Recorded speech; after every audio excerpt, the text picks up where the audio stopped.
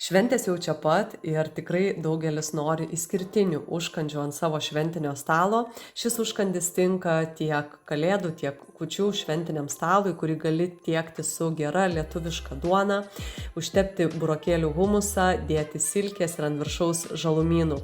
Arba kitom švenčių progoms vietoj silkės gali naudoti ir ožkos sūrį, sūrį bry ir kitus ingredientus. Tiesiog naudok vieną didelį burokėlį, virtą arba keptą, įdėk raudonųjų pupelių ir avinžirnių mikso, gali būti tik avinžirniai arba tik raudonosios konservuotos pupelės, apie 400 gramų, 1-2 česnako skiltelės, alyvuogių aliejaus gero, ypač tyro, citrinos sulčių šviežiai spaustų, truputį tahinį arba riešutų sviesto, druskos, pipirų, kumino ir viską sutrink iki vienalytės masės, kol gausis graži konsistencija ir nuostabaus aromato humus.